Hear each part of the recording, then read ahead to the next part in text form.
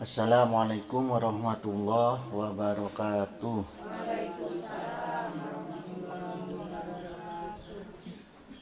Alhamdulillah allazi amarona bi'intisami bihablillah salawatullah wassalamuhu alaihi wa ala alihi wa ashabihi wa man saru ala nahjihi ila yaumil qiyamah. Amma ba'du. Raditu billahi robba wa bi islami dina wa bi muhammadin nabiyya wa rasulah. Hadratul muhtaramat summa ila hadratil kiram jamil asatijah wal muhtaram ummahatul musallina allazi yahduruna fi hazal majlis as-saghir zadakallahu nuran wa ihsanan. Ayyuhal ikhwat, ayyuhal akhwat, insyaallah sekarang kita mengupas tentang sebentar ya hidayah ya. Nah, sebagai referensi diantaranya saya ambil dari kitab Bidayatul Hidayah Al-Imam Ghazali ya, dan juga beberapa kitab lainnya gitu.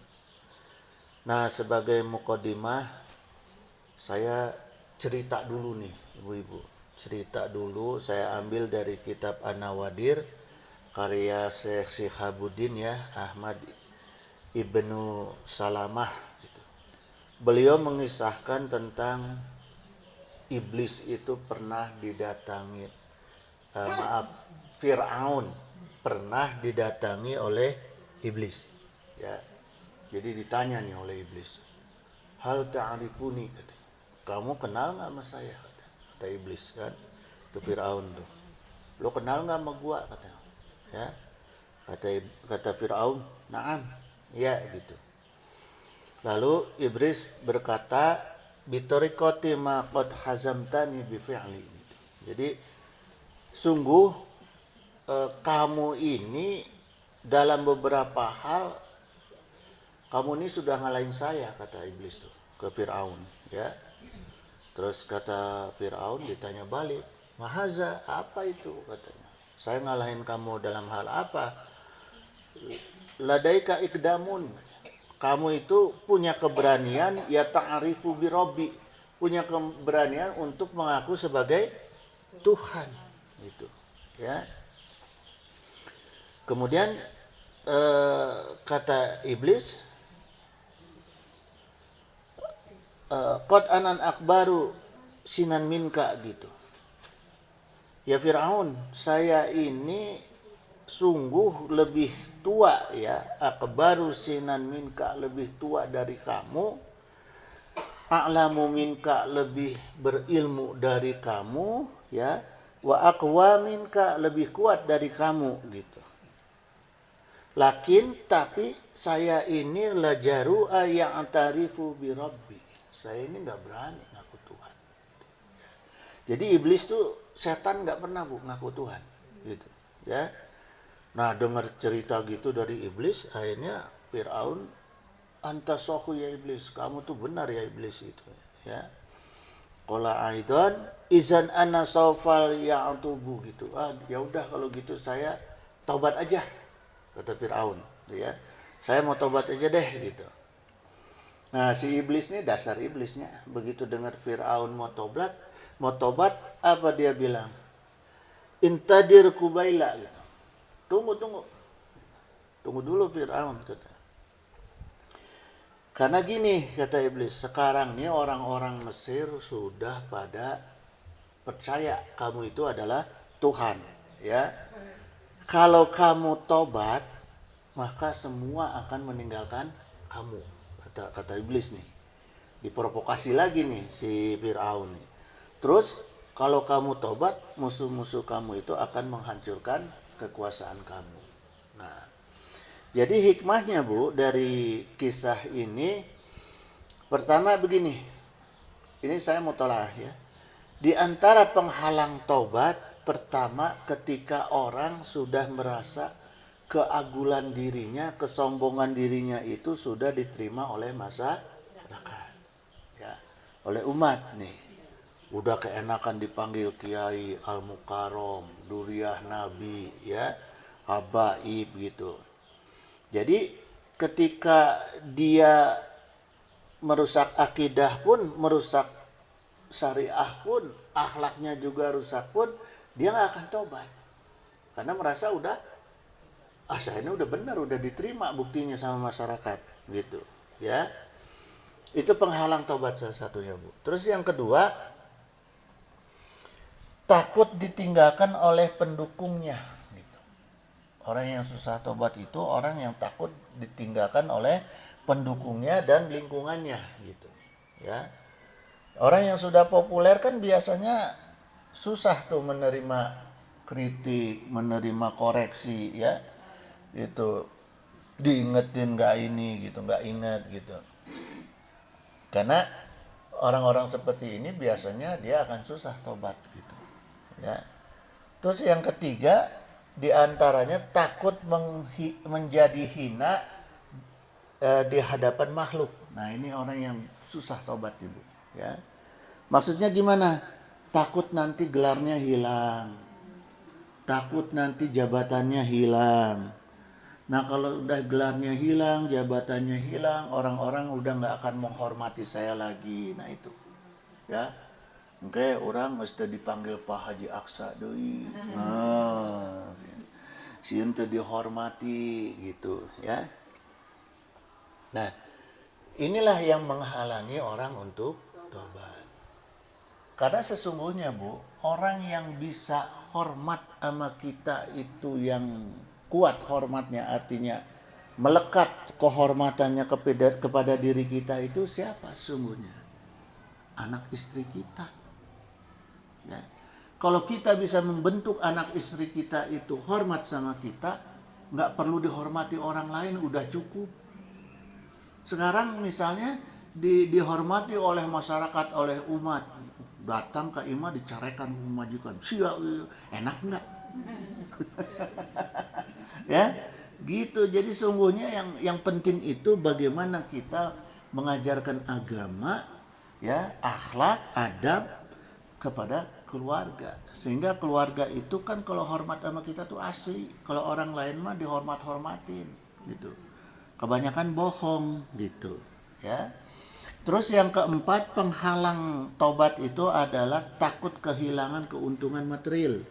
Seperti orang yang sudah enak kaya dari dapat uang banyak dari penjualan narkoba, penjualan minuman keras, ya, terus penjualan diri sendiri. Nah itu, nauzubillah, ya, itu karena udah enak dapat uang kan susah, Bu, tobatnya itu, ya. Terus yang kelima adalah merasa usianya itu masih muda, gitu, masih kuat fisiknya. Nah, yang keenam, orang yang susah tobat itu karena lupa sama kematian. Terus yang ketujuh apa? Yang penularan buruk dari lingkungan keluarganya itu lebih dominan. Misalnya gini, ada cerita orang yang mau masuk Islam, Bu, ya. Tapi karena keluarganya non-Islamnya kuat, keluarga pastor, keluarga ini susah dia untuk masuk Islam gitu, ya. Gitu.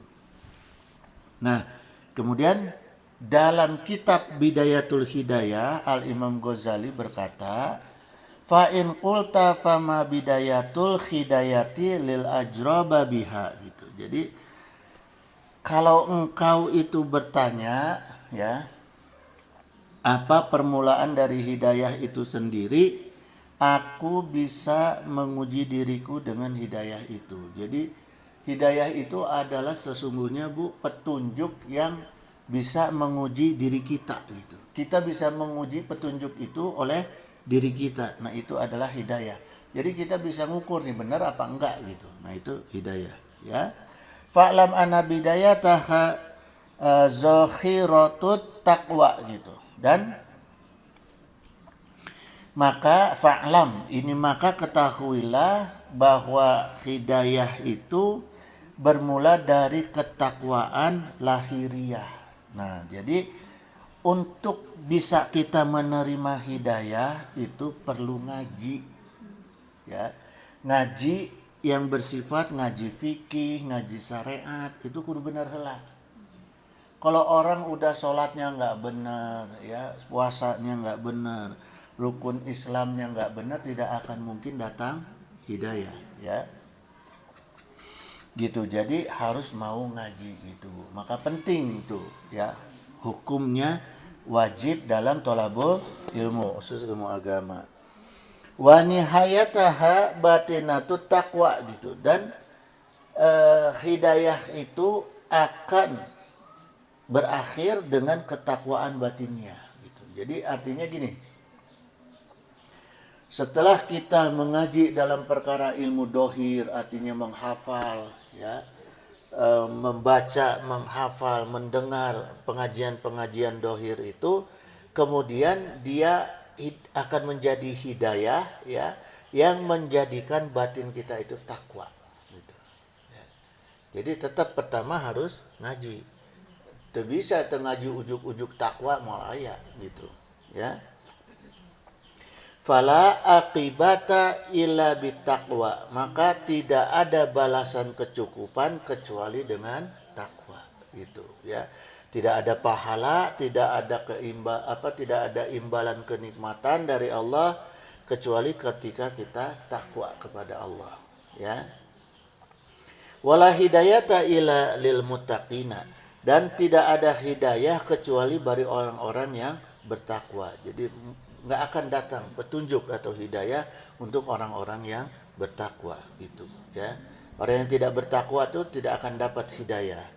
Wa taqwa ibaratun am imtisali awamirillahi ta'ala gitu. Takwa adalah pernyataan yang mengandung makna melaksanakan perintah Allah gitu. Jadi faktanya ketakwaan kita, buktinya kita ini takwa adalah ketika kita melaksanakan perintah Allah. Wajtinabi nawahihi gitu, dan ketika kita menghindari larangan-larangan Allah gitu. Nah, itu baru takwa, ya. Nah, kemudian ibu-ibu sekalian, sebagai catatan nih, ya. Saya mutolaah nih sebagai catatan bahwa ternyata setan itu mampu untuk mengikuti atau menyerupai, ya, sifat Allah. Setan, ya. Maka manusia jadi bisa mengikuti sifat Allah karena tertular oleh setan gitu. Di antaranya sifat yang hanya hak dimiliki oleh Allah gitu, ya. Yaitu apa? Sombong. Ya, sombong itu tidak boleh ada makhluk yang punya sifat sombong. Hanya Allah gitu. Wa qala Nabi SAW al-kibriya'u ridai gitu. Jadi kesombongan adalah jubahku, firman Allah, ya. Wal adomatu izari gitu, dan keagungan itu adalah pakaianku, kata Allah, ya. Faman naza'ani wahidan min huma gitu. Maka siapa di antara kalian yang melepaskan salah satunya jubahku atau baju aku, firman Allah, ya, yaitu ada yang melepaskan kesombongan, ada yang melepaskan keagungan Allah. Intinya gini, Bu, baju pakaian itu kan dipakai nih sama Allah. Ya, ini mah nalar sederhana, ya, tapi jangan dijadikan tauhid. Kemudian karena kita mau pakai kan kita lepas tuh, ya kan, kita lepas dari Allah, kita pakai. Maka ancamannya ku Allah, adkhaltuhu jahannam gitu. Allah akan lemparkan dia ke dalam api neraka. Bukan ke neraka ini diantar pelan-pelan gitu, enggak. Baru dilempar lagi terus nyeri, apalagi gitu, ya.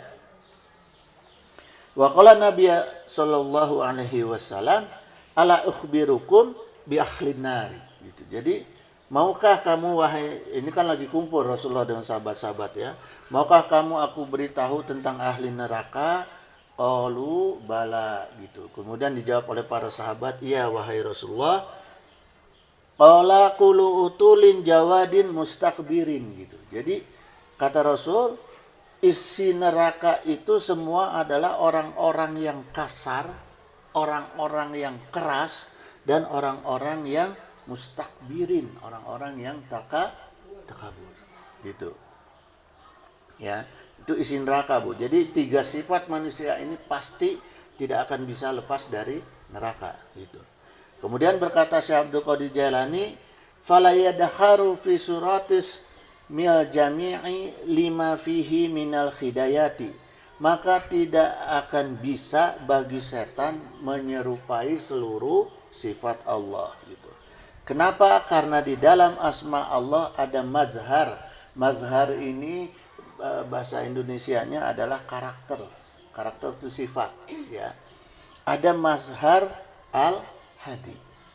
Jadi di antara Asmaul Husna ada al-hadi. Nah, al-hadi itu artinya hidayah gitu, ya. Jadi lafaz al-hadi itu isim fa'il dari fi'il madi, hadayah di hidayatan, gitu. Petunjuk gitu. Maka setan nggak pernah bisa, Bu, ngasih petunjuk, ya.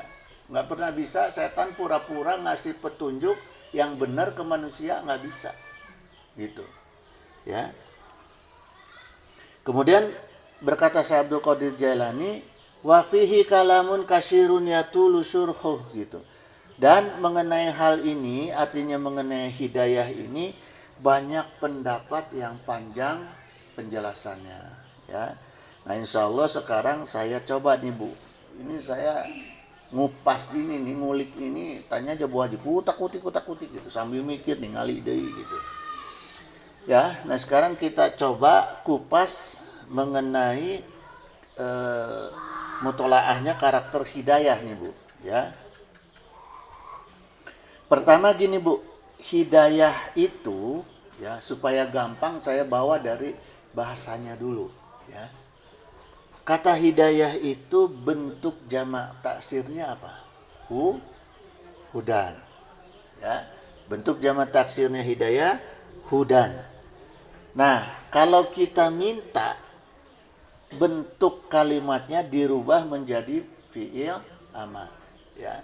Kata hudan dirubah menjadi ihdi, ya. Ihdi, kemudian jamaknya ihdina gitu, dari nahnu, ya, ihdina. Nah, sekarang kita perhatikan nih, Bu. Kalimat ihdinas siratal mustaqim, ya. Sirat itu artinya jalan yang dibentangkan di atas jahanam. Jadi kalau kita mau nanti ke surga ini, Bu, itu lewat sirat dulu tuh, di bawahnya neraka gitu, ya. Kalau kepleset nyemplung gitu. Nauzubillah. Nah, kalau istilah sirat itu sekarang kita kenal istilahnya rambut dibelah 7, ya. Itu adalah lugotil maknawiyah atau kiasan atau majas lah, kalau dalam ilmu balaghah disebutnya majas gitu, ya. Nah, rambut dibelah 7 juga masuk dalam ilmu yang mempelajari tentang kata-kata, disebutnya ilmu ma'ani.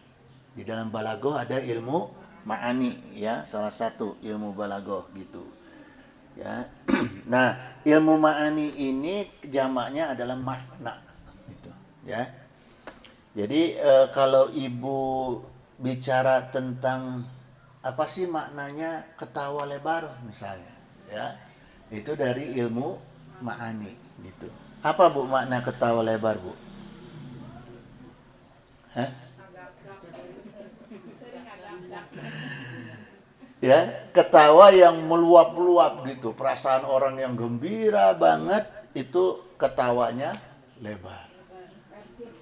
Wah, gitu, ya. Ini dalam ilmu ma'ani, Bu, gitu. Tapi kalau orang yang ketawa lebar, bentuk fisiknya gimana? Mulutnya terbuka, badannya bergerak, matanya lebar nggak? Enggak. Ya. Jadi kalau saya lagi ketawa lebar gitu, Ibu Haji ngumpet nggak tahu saya. Ya. Jadi gini Bu, sederhananya ya, makna sirat dalam sirotol mustaqim atau sirat al mustaqim dalam ilmu ma'ani ini, pertama, jembatan rambut dibelah 7 itu makna jamaknya artinya tidak satu jembatan. Ya, akan ada beberapa jembatan karena banyak jembatan. Kan manusia banyak Bu. Dari mulai zaman Nabi Adam sampai sekarang berapa triliun manusia. Kalau satu nganterina kumaha tah? Ya. Jadi maknanya jamak. Yang kedua, intinya makna sirat itu digambarkan sebagai rambut dibelah 7 itu gambaran bahwa jalan yang susah bagi orang yang matinya itu kurang amal soleh dan kurang ibadah. Itu. Jadi kalau mau nggak lewat jembatan Sirotol Mustaqim, perbanyak ibadah dan amal soleh. Gitu. Jadi nggak akan ketemu deg-degan, ya lolos tentunya, selamat tentunya, maaf. Gitu. Ya. Yang keempat, ketika kita minta kepada Allah, maka kalimatnya di dalam suratul Fatihah nyata ihdinas sirotol mustaqim. Ya Allah, tunjukkanlah saya jalan yang panjang. Sirotol mustaqim itu jalan yang panjang, yang tanpa hambatan, yang mudah. Gitu, ya. Bukan sekedar jalan tol. Jalan tol Semayar macet, kecelakaan malah kamarinya. Nauzubillahnya. Gitu. Jadi maka Bu, kalau mau jalan pergi-pergi itu jangan lupa baca Fatihah supaya jalannya lancar gitu, ya. Gitu. Jadi Sirotol Mustaqim ini adalah kebutuhan utama kita. Kebutuhan utama kita di dunia maupun di akhirat. Adanya di mana Sirotol Mustaqim? Di agama Islam. Agama lain ada nggak yang mengajarkan kita untuk membaca kalimat suratul mustaqim? Hanya Islam. Maka ibu untung beragama Islam, ibu percaya sama Islam, ya. Syukur itu, nikmat yang terbesar itu, ya. Makanya Allah Ta'ala berfirman, inna hazal qur'ana yahdi lillati khiya aqwamu. Ya. Sesungguhnya Al-Quran ini diberikan sebagai petunjuk untuk jalan yang lurus, gitu. Ya, itu Bu. Maksudnya aqwamu itu tidak gampang dibengkokin, tidak gampang dipatahkan. Tadi benar juga ada ibu yang bilang kuat, secara bahasa memang itu. Tapi maknanya, balagohnya adalah jalan yang lurus, tapi nggak bisa dibengkok-bengkokin, gitu. Ya, itu. Jadi yang kelima, ya, itulah kenapa Allah Ta'ala mengajarkan kita suratul Fatihah. Gitu, ya. Di agama lain nggak ada Bu, nggak ada cerita suratul Fatihah, hanya ada di Islam. Ya. Dan suratul Fatihah itu dijadikan bacaan utama di dalam sholat, gitu. Kenapa? Supaya kita selalu setiap hari berapa kali itu kita? Minimal 5 kali kita itu membaca iyyaka na'budu wa iyyaka nasta'in. Enggak kerasa ya? Ya, sebenarnya apa sih sesungguhnya makna Al-Fatihah yang kita baca di sholat? Nah, tujuan Allah supaya kita selalu mengucapkan iyyaka na'budu wa iyyaka nasta'in. Hanya kepada Allah kita menyembah, hanya kepada Allah kita minta tolong. Pertolongan apa yang kita minta?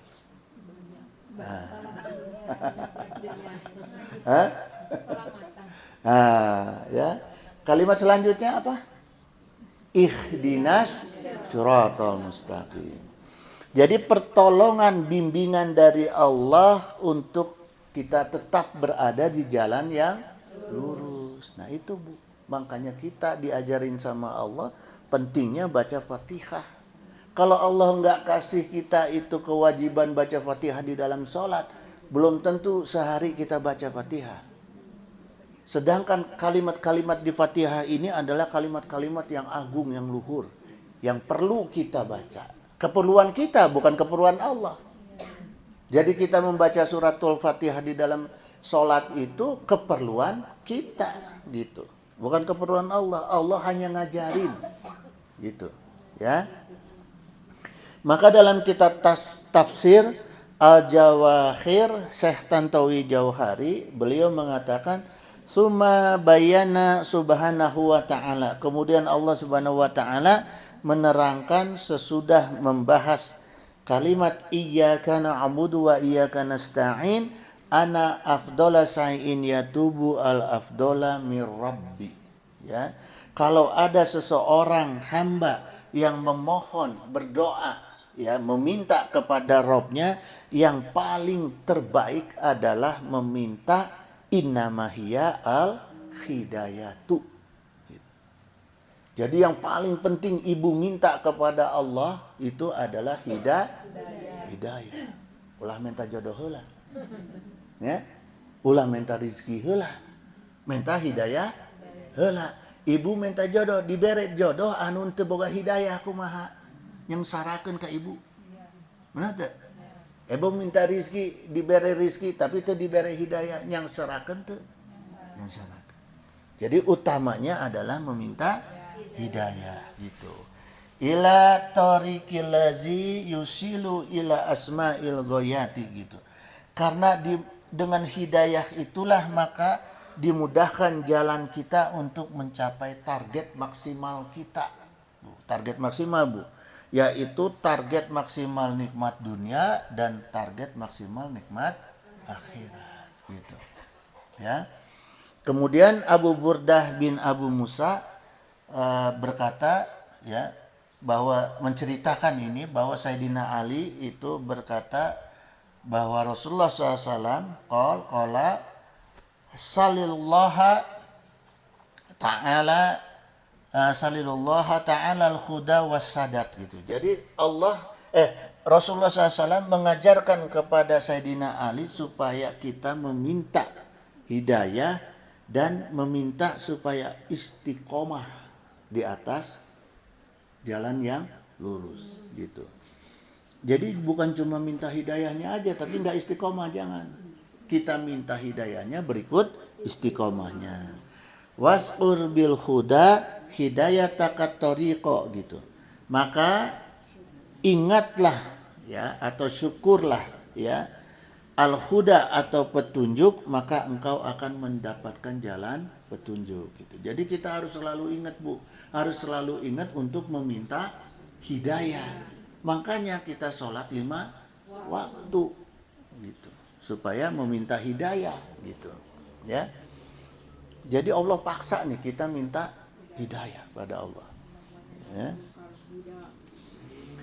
Waskur bisadadi tasdidaka sahma gitu. Kemudian sebutlah sahma atau ingatlah as-sadat, ya. Maka arah tasdidaka sahma ini maksudnya arah panah ini lagi, ya, apa namanya, balaghah lagi. Maka akan lurus tujuan kita, cita-cita kita itu akan sampai pada arah yang tepat. Kalau panah tepat tuh kan, ya, itu arah yang tepat gitu. Tasdidakas sama sahma gitu, ya. As-sadat itu. Jadi kita kalau minta ini, jadi Rasulullah SAW itu mengajarkan doa kepada kita gini, ibu-ibu sekalian. Allahumma inni as'alukal huda wassadat. Gampang kan? Ya, singkat aja, nggak usah yang panjang-panjang, bari ceuri panjang-panjang salah deh. Ya, Allahumma inni as'alukal huda wassadat gitu, ya. Syadat gitu. Jadi kita minta diberikan oleh Allah itu hidayah dan jalan yang lurus gitu, ya. Atau Allahumma inni as'alukal huda wat tuqa wal ifata wal ghina wal istiqomah. Nah, kenapa, Bu, Rasulullah mengajarkan doa ini? Saya melihat doa ini menjadi penting gitu ya, dari sisi kalimat. Ini doanya itu kan isinya begini. Ketika kita mencari hidayah ya, maka kita juga dalam doa ini Allah akan berikan ketakwaan, penjagaan diri dan material. Ghina ini material ya. Kekayaan juga bisa atau material lah gitu. Maksudnya apa, Bu? Yang namanya hidayah ini ketika hidayahnya itu benar akan menjadikan kita orang yang takwa, akan menjadikan orang yang terjaga dan orang yang punya material. Sebab di antaranya ya, kata Rasul, sabda Rasul, kadal fakru ayakuna kufron. Ya. Kemiskinan itu dekat dengan kekufuran. Bagaimana kita bisa mempertahankan hidayah kalau nggak punya uang? Ya. Jadi Allah jaga kita, Bu. Ketika ibu setiap hari baca Fatihahnya benar, minta hidayahnya benar kepada Allah, otomatis rizkinya dikasih. Itu ikutan. Karena Allah tahu tanpa rizki, tanpa fulus, nggak akan bisa mempertahankan, menjaga hidayah. Miskin, lapar, seminggu nggak makan-makan, nyolong mal, mencuri mal. Ya, gitu. Jadi itu, Bu. Ya, makanya Allah ajarkan kita suratul Fatihah tuh gitu. Ya. Minimal ketika kita membaca ihdinas siratal mustaqim, itu dalam hati kita tuh tegaskan bahwa kita itu, ya Allah berilah aku hidayah yang lengkap gitu, yang lengkap, hidayah yang lengkap gitu ya. Huwa isratun ilal warisil gitu. Kemudian Allah berfirman bahwa suratul Fatihah ini adalah isyarat bahwa suratul Fatihah ini adalah warisannya Rasulullah Sallallahu Alaihi Wasallam.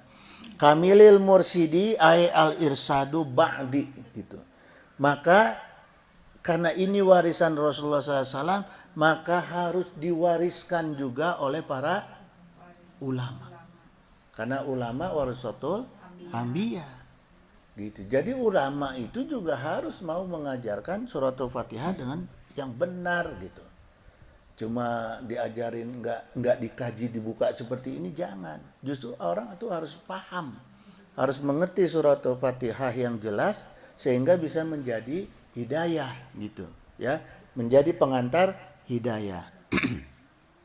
Nah, maka Bu, kata Syekh Abdul Qadir Jalani, ulama yang benar itu disebutnya mursyid ya. Mursyid itu artinya ulama yang sudah memiliki al-irsyad. Nah, itu al-irsyad itu apa? Petunjuk setelah Rasulullah gitu ya, atau hidayah. Nah, ciri ulama yang memiliki jalan al-irsyad itu pertama ilmunya dalam mengenal Quran, mengenal sunnah, ijma dan lain-lain itu sudah cukup. Sudah bisa diamalkan ya.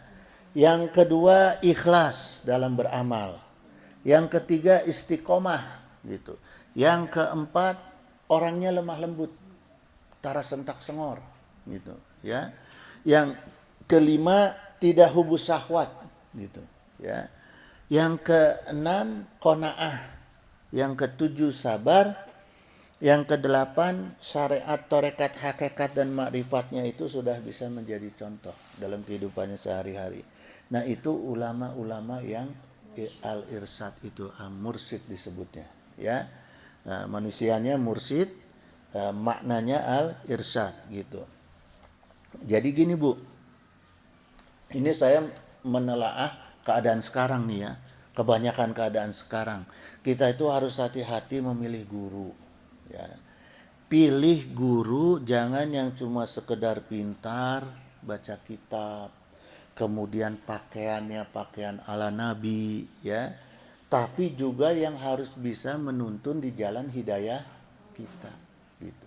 Bukan hanya bisa memberi ilmu, tapi bisa membawa kita itu menuntun kita ke jalan yang hidayah gitu, ya. Terutama nih Bu, terutama nih, jangan berguru kepada seseorang yang masih mengejar dunia. Kenapa? Karena orang yang masih mengejar dunia, dunia kita pun akan dikejar oleh dia. Benar tidak? Gimana caranya diakalin supaya kita keluar duit? Hah? Itu cirinya. Kalau udah ada ustadz, kiai, ulama yang masih mengejar dunia, ambisius masih mengejar dunia, pasti dunia yang ada di jamaahnya pun dikejar. Benar tidak?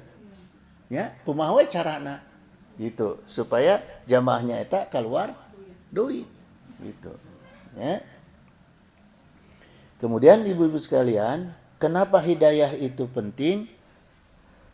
Hidayah itu ya adalah bagian dari wahyu gitu ya yang diturunkan kepada Rasulullah SAW sebagai al-huda atau sebagai petunjuk dan dinul haq gitu. Jadi hidayah itu adalah petunjuk dan dinul haq. Wa qala Allah taala walazi arsala rasulahu bil huda wa dinil haq gitu ya. Allah yang mengutus Rasulnya dengan membawa hidayah dan agama yang hak. Wa kafa billahi syahidan gitu. Jadi ini Allah lah yang cukup menjadi saksi gitu Bu. Jadi kalau Allah udah bilang ya ini ya udah ikuti gitu ya.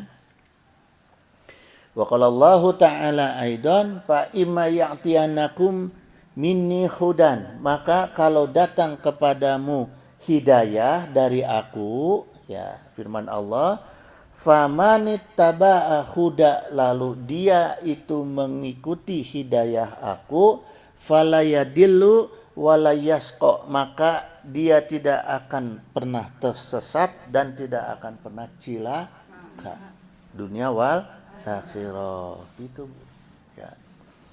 Itu jadi jangan dipilih-pilih gitu. Kalau udah merasa punya hidayah dipupuk terus. Ya, pokoknya kata kuncinya apa? Al-Fatihah. Itu yang gampangnya, ya. Nah, sekarang saya cerita sedikit tentang suratul Fatihah nih, Bu. Allah menurunkan Al-Fatihah ini sebagai salah satu fasilitas kontrak kita untuk hidup di alam dunia. Ya. Kenapa? Karena kita diciptakan ku Allah dan ditempatkan ku Allah di alam dunia sebagai khalifah gitu. Logikanya gini, kalau kita milih tempat tinggal, pastikan yang ada fasilitasnya ya. Ya enggak? Coba dikasih gedung tapi kayak kamar mandi, kayak nanaon, kayak jendela, kayak pintu. Masih mendingan kandang ayam. Ya, gitu. Jadi pasti kita mencari tempat tinggal yang ada fasilitasnya yang membuat kita nyaman gitu ya. Nah, fasilitas utama kita untuk tinggal di bumi itu Allah berikan suratul Fatihah. Ini Bu, harus paham ya. Jadi suratul Fatihah itu adalah salah satu fasilitas, bahkan fasilitas utama kita untuk hidup di alam dunia. Kenapa seperti itu? Ya. Makanya sebagai buktinya Allah jadikan Al-Fatihah itu sebagai jantungnya sholat. Ya, supaya bisa kita gunakan, kita manfaatkan terus fasilitas kita. Supaya kita tahu fungsinya apa fasilitas kita. Supaya kita bisa merasakan apa fungsinya fasilitas kita. Kita dikasih kamar yang lengkap dengan AC, kita bisa ngahurungkeun. Ente tanya, ente nyoba-nyoba, ente mempelajari, bisa tuh ngahurungkeun AC? Mau bisa. Mataku Allah, Al-Fatihah itu dijadikan jantungnya sholat.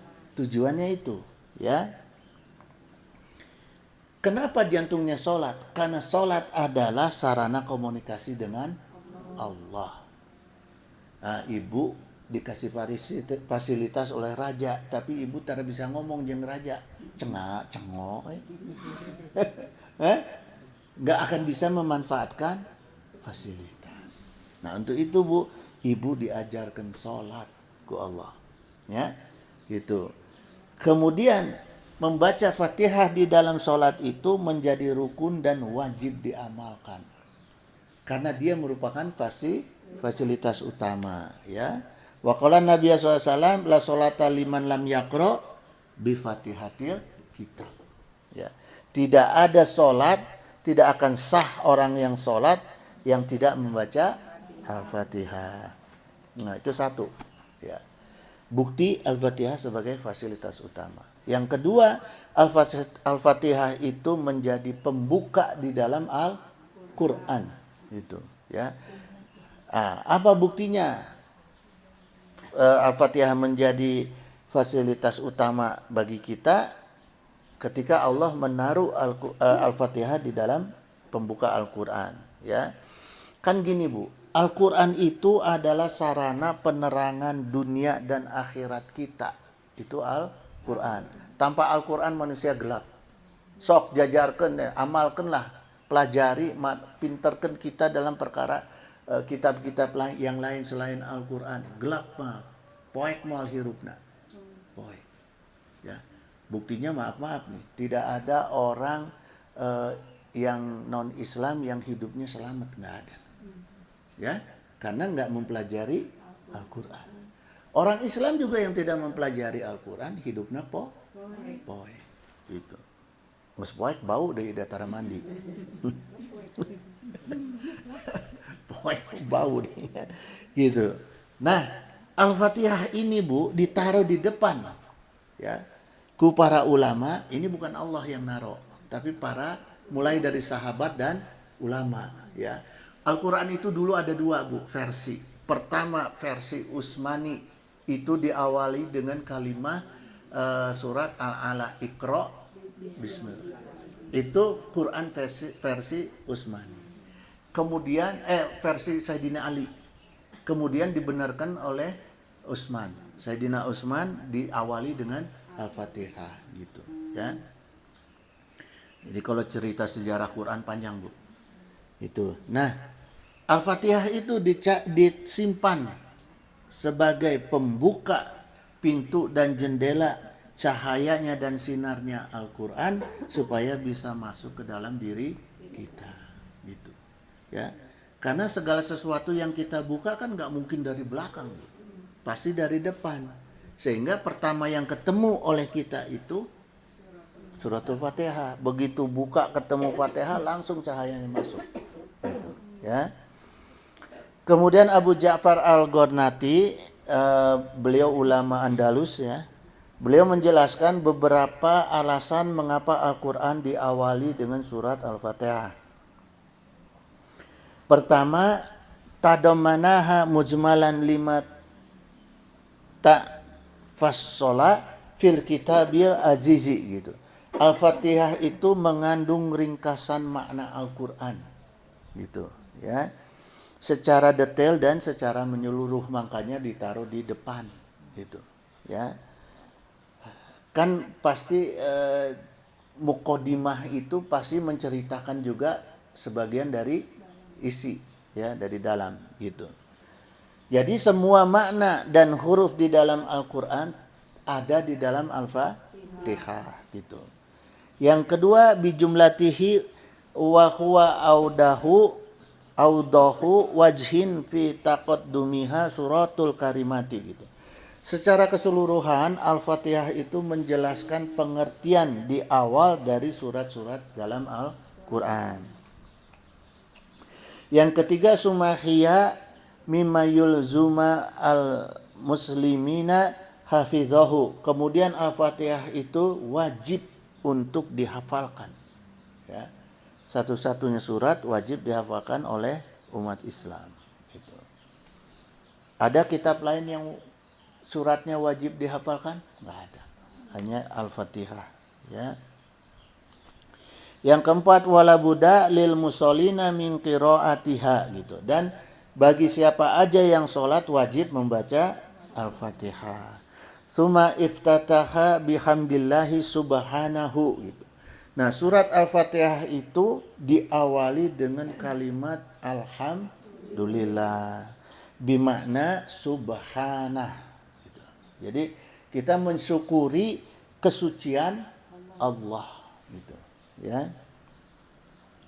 Jadi begini Bu, dibaca saat melihat atau mendengar hal yang menakjubkan itu kita akan membaca subhanallah gitu. Jadi pertama kita membaca Fatihah itu kita mensyukuri dulu karena kekaguman kita kepada Allah gitu ya. Kenapa Bu? Maka ketika kita mengamalkan Al-Fatihah, mendawamkan Al-Fatihah, maka akan datang iradah Allah yang menakjubkan. Ya, amin untuk kita gitu. Di hampura dosa dengan istighfar, takjub moal urang. Takjub. Bersyukur nggak kita diampuni dosa? Tapi hari ente diberi rizki nak masih kena kurang tuh. Berarti can cukup, can takjub. Ya, sedangkan Fatihah ini tidak hanya diampuni dosa, yang membuat kita itu terkejut dan terkagum-kagum. Bukan sekedar dikasih hadiah kopi gitu. Ya.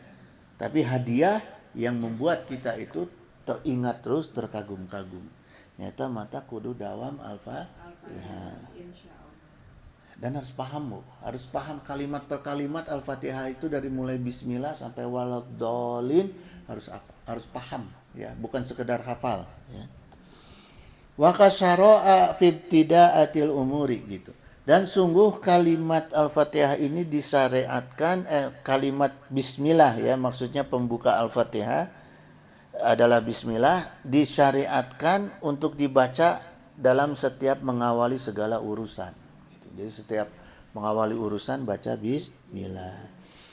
Wa fiha ta'kibun alhamdulillahi subhanahu gitu.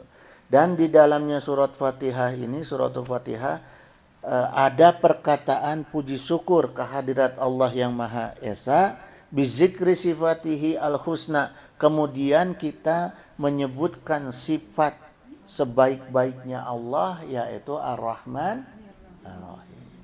Alhamdulillahi Rabbil Alamin Ar-Rahmanir Rahim. Nah, kalau kita aji aksa mah berehan jalmina baik, berarti minta nggak itu orang? Ya, benar kan? Wah, iya si Pulana menigelis gitu, berarti naksir tuh, bogoh tuh, bogoh. Ya. Ini kalimat ini menentukan apa yang tujuan kita. Jadi ketika kita alhamdulillah kita memuji Allah, kemudian kita Ar-Rahmanir Rahim, itu ada makna tersangkut dalam diri kita, dalam jiwa kita. Kita tuh minta Rahman dan Rahimnya Allah. Otomatis ada rezeki dan segala macamnya. Gitu Bu. Ya. Nah di situ harus paham. Jadi jangan baca Fatihah lancar jaya. Gitu, ya. Harus dibarengi dengan rasa kita terhadap maknanya gitu, ya. Fi qaulihi ihdina, pada kalimat ihdina siratal mustaqim gitu. Ini adalah diisyaratkan diutusnya Rasulullah SAW gitu. Yang kesembilan wa zakara iftiraqul khalqi, lalu disebutkan tentang macam-macam makhluk. Nah, di dalam suratul Fatihah Allah menjelaskan ini sebagai early warning kita, artinya sebagai bahan kehati-hatian kita, ya, bahwa Allah jelaskan di dalam suratul Fatihah ini ada macam-macam makhluk loh, kamu hati-hati loh gitu, ya. Bizikril muhtadina, mulai dari al-muhtadin, mulai Allah jelaskan ada orang-orang yang mendapat petunjuk, ya.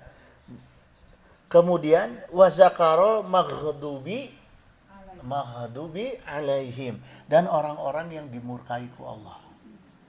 Nah, jadi ini Allah juga memberitahu Bu sama kita, hati-hati kalau bergaul, karena ada orang yang dikasih petunjuk, ada orang yang dolim, kudu pinter-pinter milih teman gitu, ya. Yang ke-10 wa inna malakal huda biyadihi, dan kuasa memberi hidayah itu ada di tangan Allah. Itu, ya. Jadi sedikit banyak udah paham Bu ya.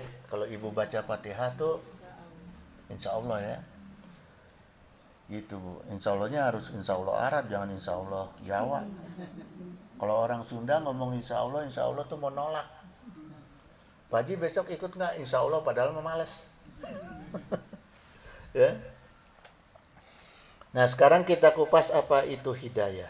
Wal hidayatu, adapun hidayah itu hiya al irsyadu wa dilalatu bilutfi ala ma yursilu ilal maghyati gitu. Petunjuk yang lembut yaitu yang berisi sifat Allah, jalan sifat Allah gitu ya. Sifatnya itu sifat rahasia Allah yang menyampaikan kepada tujuan kebaikan. Jadi hidayah itu adalah apa Bu? Petunjuk yang tanpa guru lah. Gampangnya gitu. Kalau Ibu sekarang ini petunjuk karena lewat guru ya. Karena ada yang menyampaikan. Ibu bisa mendapat ilmu karena ada guru yang menyampaikan, guru dohir. Tapi Ibu bisa mengamalkan ilmunya karena hidayah. Tuh, ya. Makanya perlu guru yang bisa memberikan hidayah. Artinya minimal dia mau mendoakan kebaikan kepada jemaahnya. Gitu, ya. Kemudian hidayah itu adalah prerogatif Allah. Innaka la tahdi man ahbabta gitu. Sungguh kamu tidak akan bisa memberikan petunjuk kepada orang-orang yang kamu cintai gitu. Ya. Walakin Allah yahdi may yasha, tapi Allah yang memberi petunjuk kepada orang yang Allah kehendaki. Wa huwa alamu bil muhtadina gitu. Allah lebih mengetahui orang-orang yang mau menerima petunjuk gitu. Jadi kata kuncinya gini Bu. Hidayah itu harus diminta. Harus berdoa gitu. Gimana kita mau dapat hidayah kalau kita nggak pernah minta? Nah Allah tahu tuh.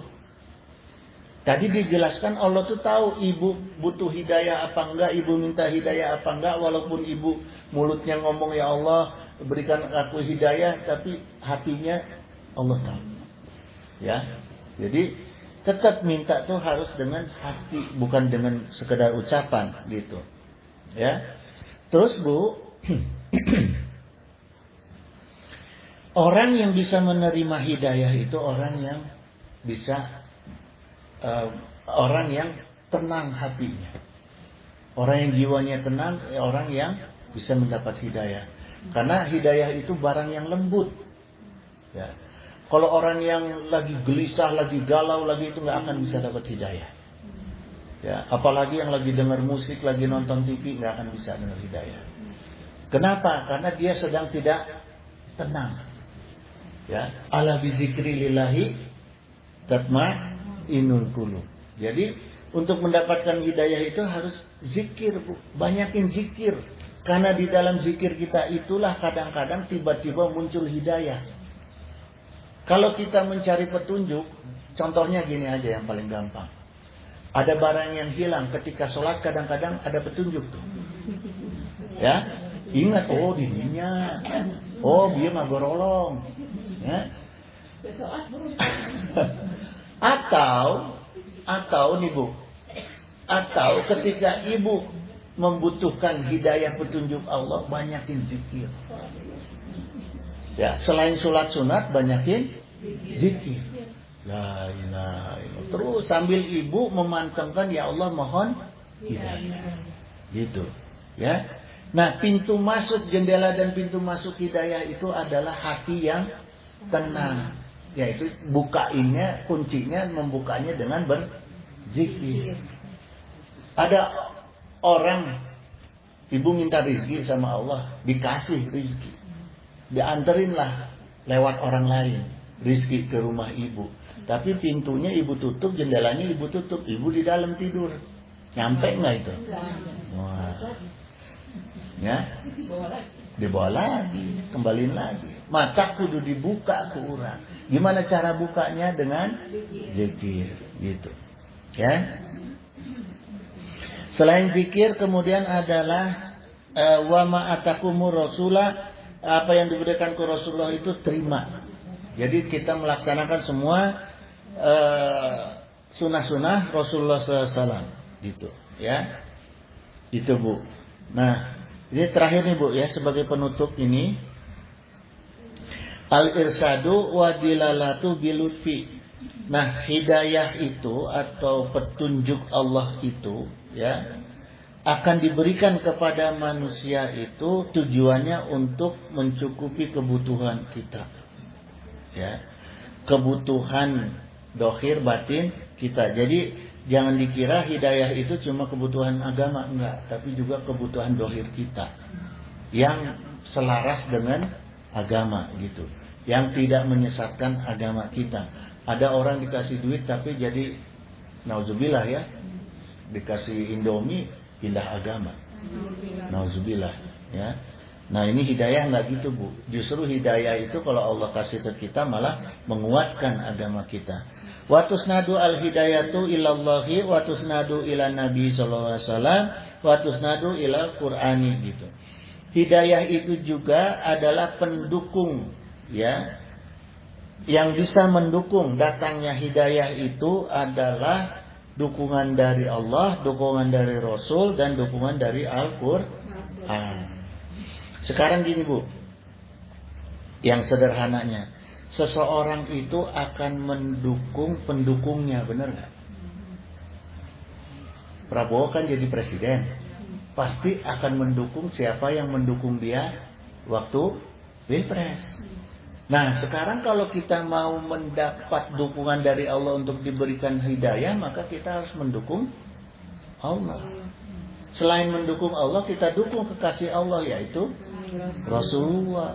Dan kita dukung kalamullah, ucapan-ucapannya Allah yaitu Al-Quran. Maka kita akan mendapat dukungan yang penuh dari Allah ya. Jadi jangan lupa dawam perbanyak sholawat, kemudian memaknai, membaca, mengamalkan Al-Quran gitu ya. Ibu-ibu sekalian, udah cukup ya. Wallahu waliyut taufiq wasadat, innahu sami'un qaribun mujibud da'wat wa yaqdiyal hajat. Subhanaka Allahumma wa bihamdika asyhadu an la ilaha illa anta astaghfiruka wa atubu ilaik. Wallahul muwaffiq ila aqwamit thoriq. Wassalamualaikum warahmatullahi wabarakatuh.